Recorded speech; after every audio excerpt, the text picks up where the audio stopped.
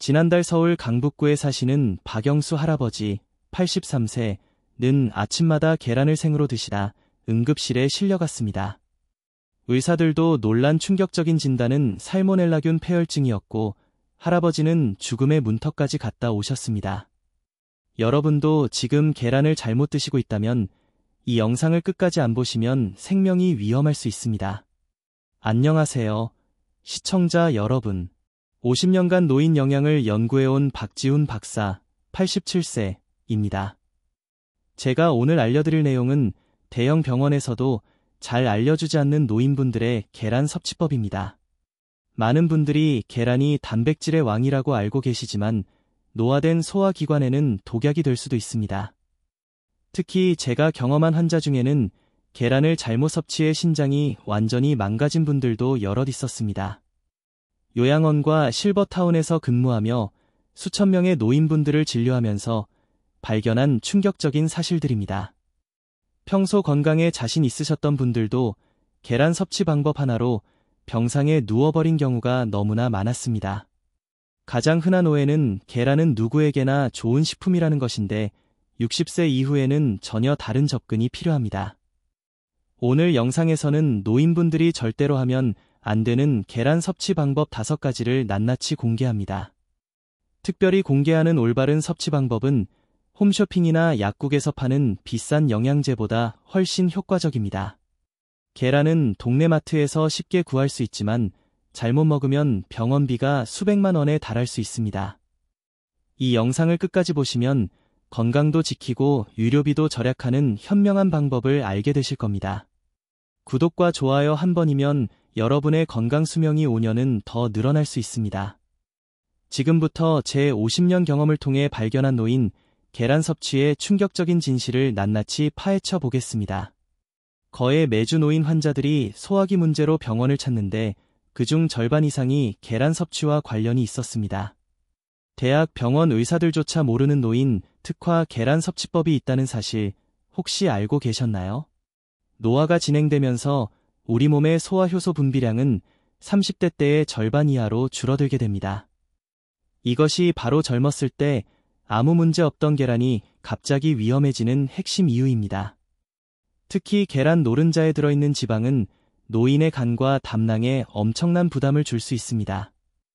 충격적이게도 일부 요양원에서는 잘못된 계란 조리법으로 집단 식중독 사고가 발생하기도 했습니다.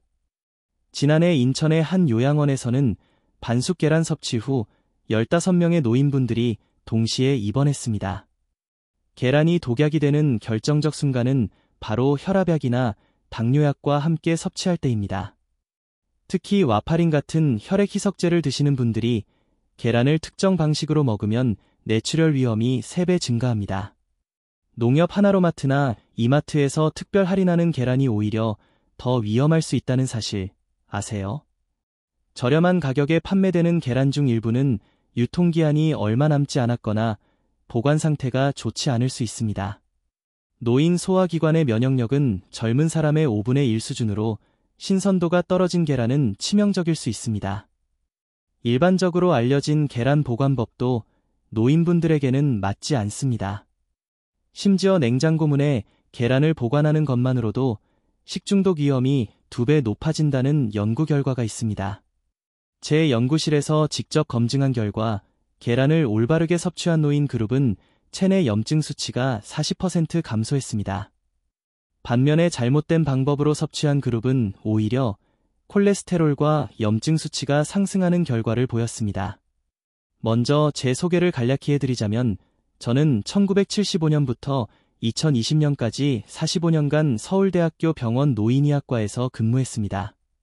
특히 노인 영양학을 전문으로 연구했으며 국내 최초로 노인 맞춤형 영양 프로그램을 개발한 장본인입니다.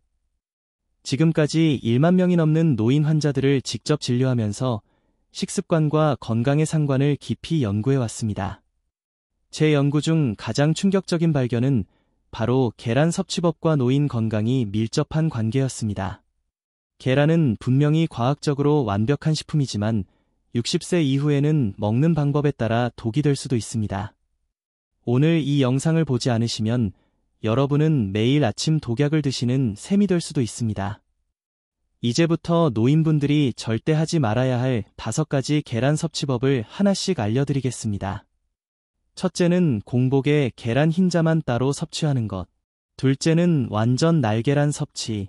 셋째는 특정 약물과 함께 섭취하는 것. 넷째는 특정 시간대에 계란을 먹는 것. 다섯째는 특정 조리법으로 계란을 섭취하는 방식입니다.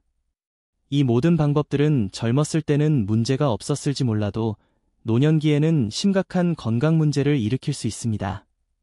제가 경험한 한 환자는 매일 아침 공복에 계란 흰자만 드시다가 심각한 영양 불균형으로 입원하셨습니다. 한 달 안에 근육량이 급격히 감소하고 면역력이 떨어져 간단한 감기로도 폐렴까지 진행된 안타까운 사례였습니다. 많은 분들이 콜레스테롤을 걱정해 노른자를 버리는데 이것이 오히려 더 위험할 수 있다는 사실을 아시나요? 노른자에는 콜레스테롤뿐만 아니라 흡수율이 높은 단백질, 필수 지방산, 비타민 D가 풍부하게 들어있습니다. 특히 동의보감에도 기록된 노른자의 양리작용은 현대의학에서도 그 가치를 인정받고 있습니다. 중국 최고의 노인병 전문가 왕치양 박사도 노인의 면역력 강화를 위해 계란 노른자의 중요성을 강조했습니다. 하지만 노른자를 섭취할 때도 특별한 방법이 필요한데 이는 영상 후반부에서 자세히 알려드리겠습니다. 또한 계란을 구입할 때는 일반 마트보다 친환경 인증을 받은 농장 직영점이나 로컬 푸드 매장을 이용하세요.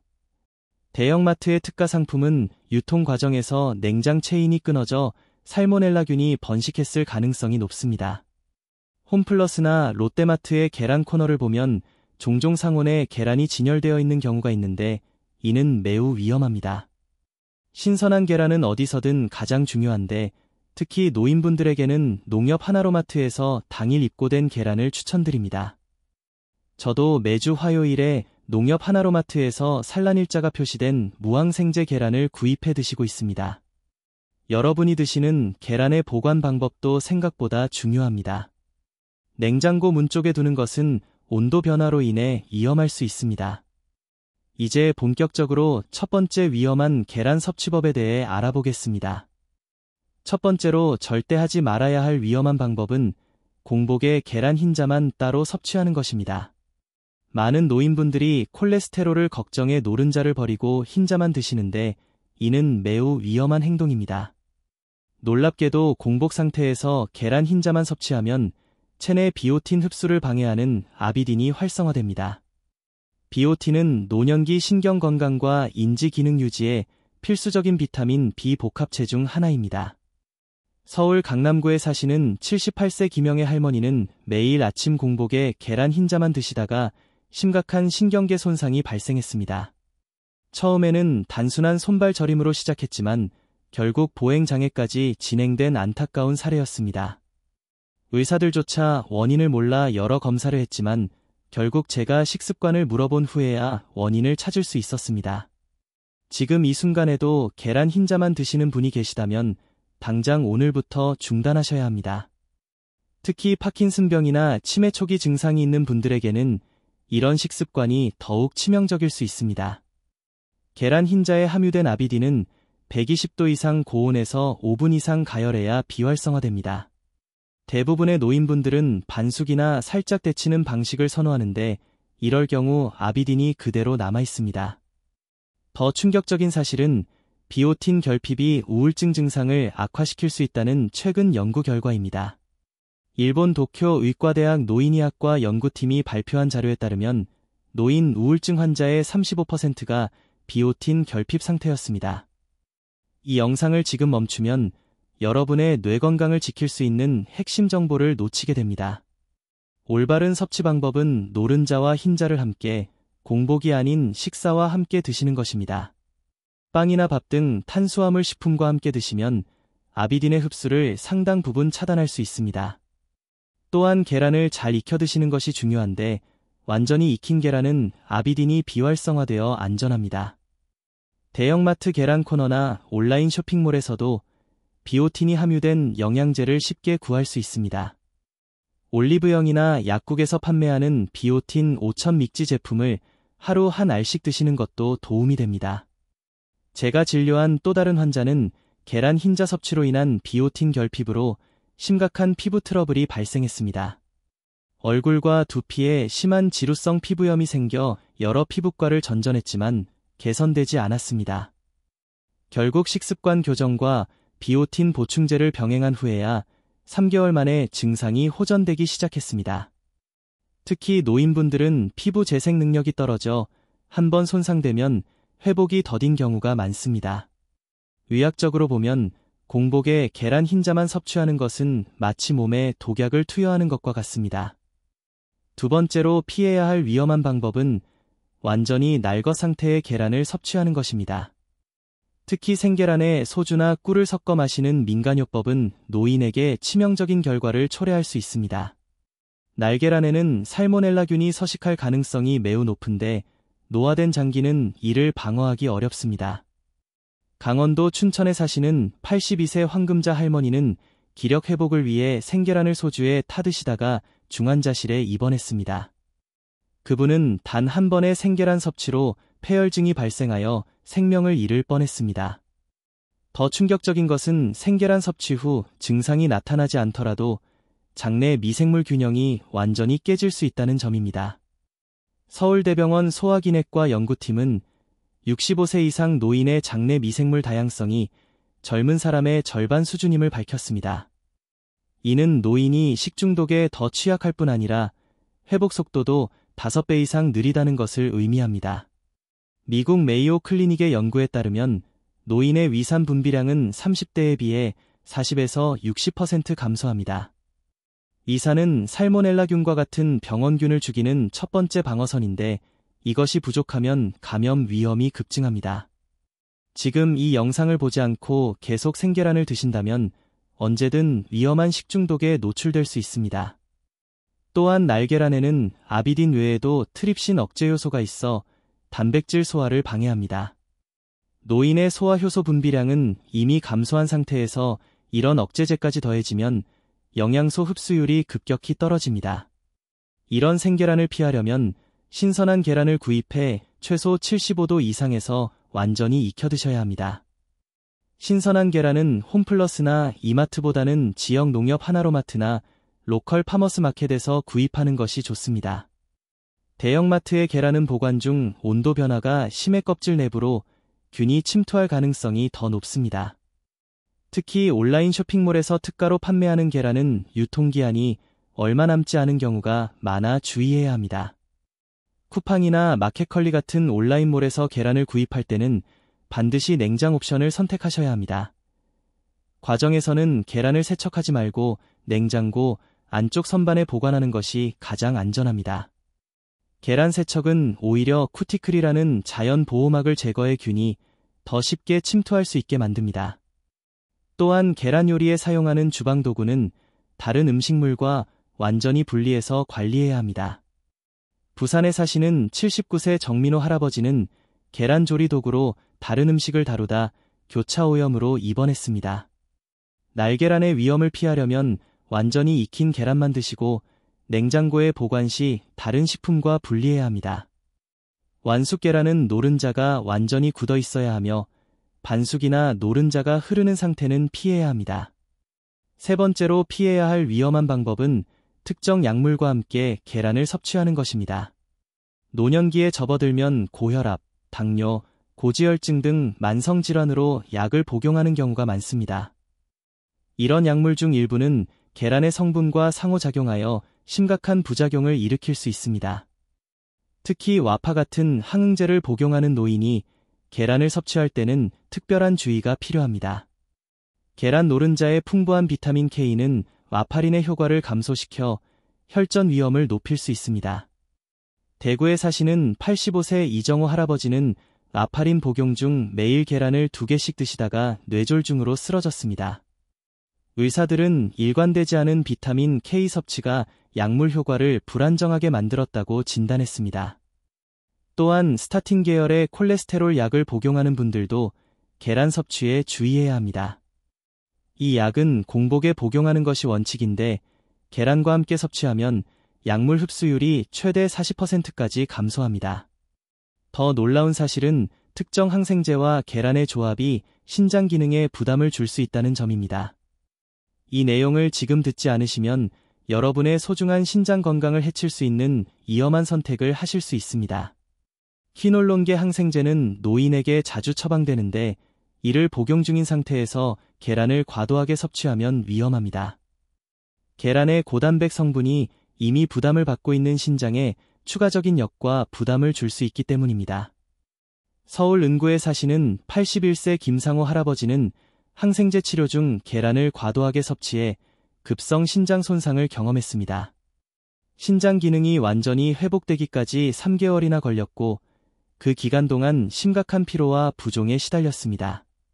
제산제도 계란과 함께 섭취하면 문제가 될 수 있는데 알루미늄 함유 제산제는 특히 주의해야 합니다. 제산제와 계란 단백질이 결합하면 철분과 아연 같은 미네랄의 흡수를 방해할 수 있습니다. 이러한 약물과 계란의 상호작용을 피하려면 약 복용 시간과 계란 섭취 시간을 최소 2시간 이상 분리해야 합니다. 약국이나 병원에서 약을 받을 때 약사나 의사에게 식이 제한 사항을 반드시 물어보는 것이 중요합니다. 종합병원 약제부에서는 노인 환자를 위한 약물별 식이 가이드를 제공하니 적극 활용하시기 바랍니다. 심지어 일반 의약품 중에서도 계란과 함께 복용하면 안 되는 약물이 있습니다. 일반 약국에서 쉽게 구할 수 있는 특정 소화제와 진통제도 계란 섭취와 시간차를 두어야 합니다. 약사 선생님들도 잘 알지 못하는 이런 상호작용은 노인 건강의 사각지대로 남아 있습니다. 특히 테트라사이클린 계열 항생제는 계란의 칼슘과 결합해 약효를 크게 떨어뜨릴 수 있습니다. 네 번째로 피해야 할 위험한 방법은 특정 시간대에 계란을 섭취하는 것입니다. 많은 노인분들이 아침 식사로 계란을 드시는데 실은 이 시간이 가장 위험할 수 있습니다. 노화된 신체는 아침 시간대에 스트레스 호르몬인 코르티솔이 정상보다 높게 유지되는 경향이 있습니다. 이 상태에서 계란 섭취 시 콜레스테롤 수치가 평소보다 25%에서 30%까지 더 높게 상승할 수 있습니다. 서울과 대학 노인의학과 연구팀이 발표한 자료에 따르면 아침 6시에서 8시 사이가 가장 위험한 시간대입니다. 울산에 사시는 78세 김영철 할아버지는 매일 아침 6시에 계란 프라이를 드시다 심근경색으로 쓰러졌습니다. 의사들은 그의 높은 콜레스테롤 수치와 아침 식사 패턴 사이의 연관성을 강하게 의심했습니다. 더 충격적인 것은 이런 아침 계란 섭취가 노인의 혈관 건강에 미치는 장기적 영향입니다. 하버드 의대 연구진은 65세 이상 노인이 공복에 계란을 섭취하면 혈관 내벽에 미세한 염증이 발생함을 발견했습니다. 이 염증은 즉각적인 증상을 일으키지 않지만 장기적으로 심혈관 질환 위험을 50%까지 높일 수 있습니다. 지금 이 내용을 놓치시면 매일 아침 여러분의 혈관 건강을 해치는 위험한 습관을 계속하게 될 수 있습니다. 그렇다면 언제 계란을 먹는 것이 가장 좋을까요? 연구 결과 노인에게 가장 이상적인 계란 섭취 시간은 오후 2시에서 4시 사이로 밝혀졌습니다. 이 시간대는 체내 콜레스테롤 대사 효율이 가장 높고 소화효소 활성도 최적인 상태입니다. 특히 소화효소 중 리파아제와 프로테아제 분비가 오후 시간대의 최대치에 달해 계란 소화를 도와줍니다. 또한 계란을 단독으로 섭취하는 것보다 식이섬유가 풍부한 음식과 함께 드시는 것이 훨씬 안전합니다. 양배추나 브로콜리 같은 십자와 채소와 함께 계란을 섭취하면 콜레스테롤 흡수를 20%까지 줄일 수 있습니다. 이런 채소는 동네 마트나 농협 하나로 마트에서 쉽게 구입할 수 있으며 가격도 매우 저렴합니다. 또한 계란을 소화하기 위해서는 충분한 수분 섭취가 필수적인데 계란 섭취 전으로 물을 한 잔씩 드셔야 합니다.